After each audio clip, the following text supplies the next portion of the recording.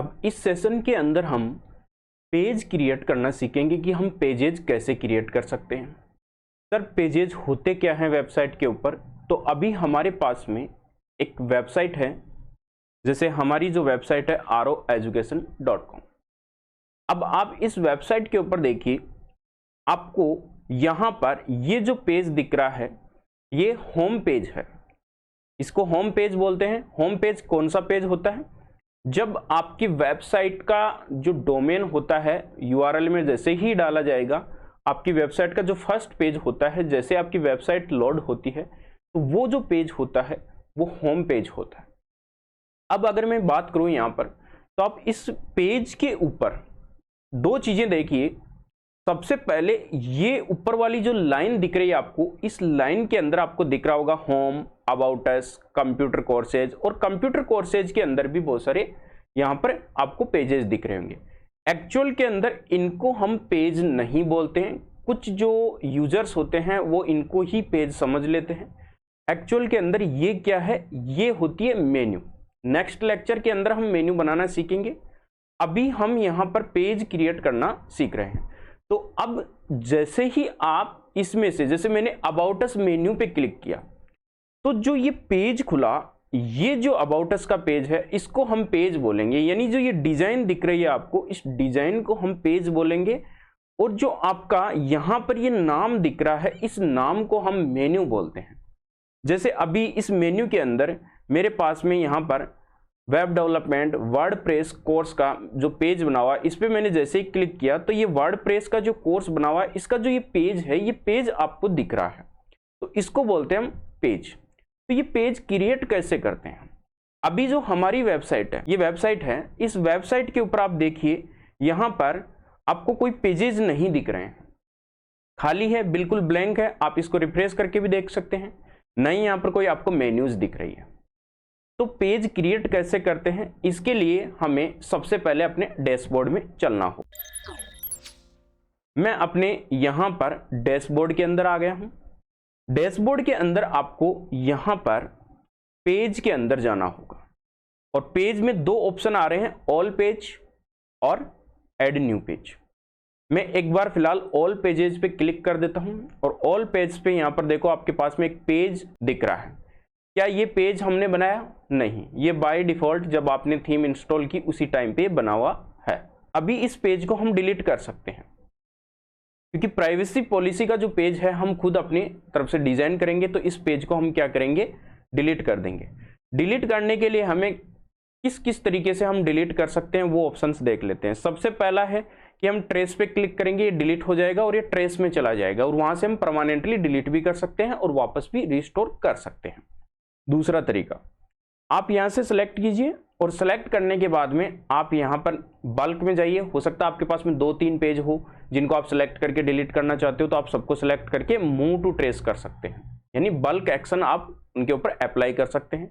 जैसे move to trace पे click करके आप जब अप्लाई करोगे तो जितने भी आपके पेजेस हैं सिलेक्ट किए हुए, वो सारे के सारे ट्रेस में चले जाएंगे। तो ये दोनों तरीकों से आप क्या कर सकते हो? ट्रेस कर सकते हो। अभी फिलहाल आप देखिए मेरे पास में यहाँ पर कोई पेज नहीं है। अगर मैं ट्रेस में जाके यहां पर देखूं तो मेरे पास में एक पेज है, क्योंकि मैंने अभी इस पेज को ट्रेस में सेंड कर दिया था। अब मैं इसको परमानेंटली यहां से डिलीट कर देता हूं, तो अब मेरे पास में ना तो कोई ट्रेस में पेज है और ना ही मेरे पास में कोई पब्लिश्ड पेज है। अब इस पेज को हम बनाएंगे कैसे? तो देखिए इस तरफ आपको यहां पर न्यू पेज का भी एक ऑप्शन दिखेगा, ऐड न्यू पेज, और यहां पर भी आपको ऐड न्यू पेज का ऑप्शन दिखेगा। पेज लेके आप क्रिएट कर सकते हो।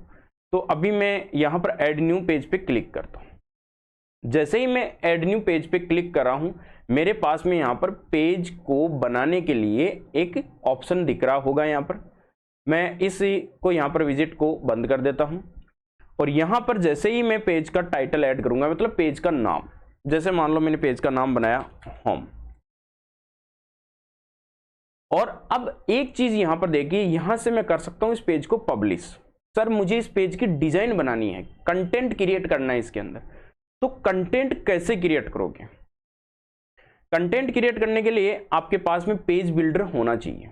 पेज बिल्डर एक्चुअल में क्या काम करता है?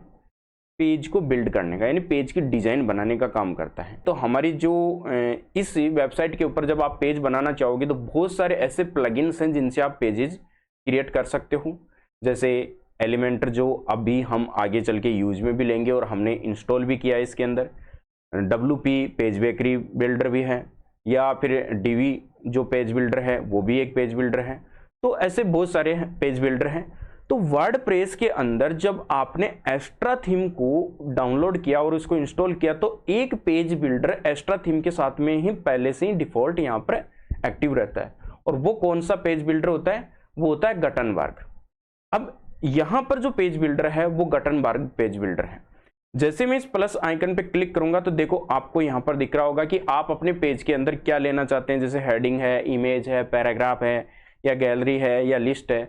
आप ब्राउज ऑल पे क्लिक करोगे तो इस साइड के अंदर आपको यहाँ पर बहुत सारे ऑप्शंस दिखेंगे, आइकन्स दिखेंगे, जिनसे आप क्या कर सकते हो, यहाँ पर यूज लेके आप अपने पेज की डिजाइन कर सकते हो। बट हम इसको यूज नहीं लेंगे क्योंकि हमने एलिमेंटर को इंस्टॉल किया। सर अब इसको क्यों यूज में नहीं लेंगे? एक्चुअल के अंदर जो गटनबर्ग है इसके अंदर जो ऑप्शन होते हैं या जो पेज को डिजाइन करने के जो आइकन्स होते हैं या जो ऑप्शंस होते हैं वो बहुत ही कम होते हैं। तो इसलिए हम अगर अच्छी डिजाइन करना चाहते हैं तो हमें एक अच्छा पेज बिल्डर चाहिएगा, जैसे एलिमेंटर या WP पेज बेकरी बिल्डर या DV पेज बिल्डर।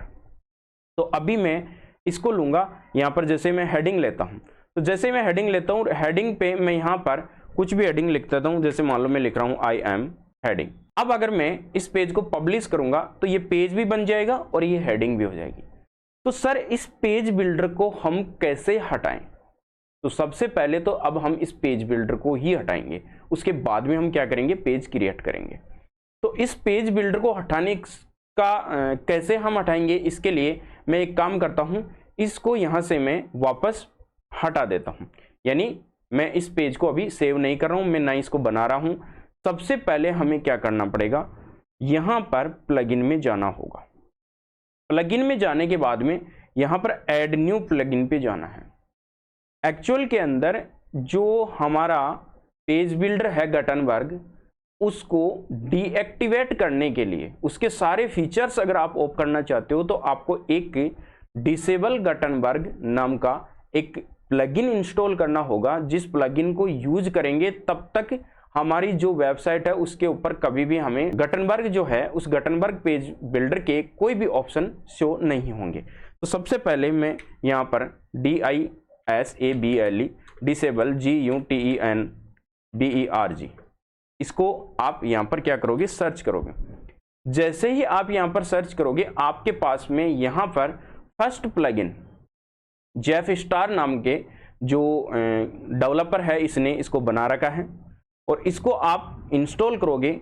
और इंस्टॉल करने के बाद में जैसे ही आप इसको एक्टिवेट करोगे तो एक्टिवेट करने के बाद में आपका ये जो गटनबर्ग के फीचर्स हैं वो हमेशा ऑफ हो जाएंगे। तो इसको मैं फिलहाल यहाँ पर एक्टिवेट कर देता हूँ।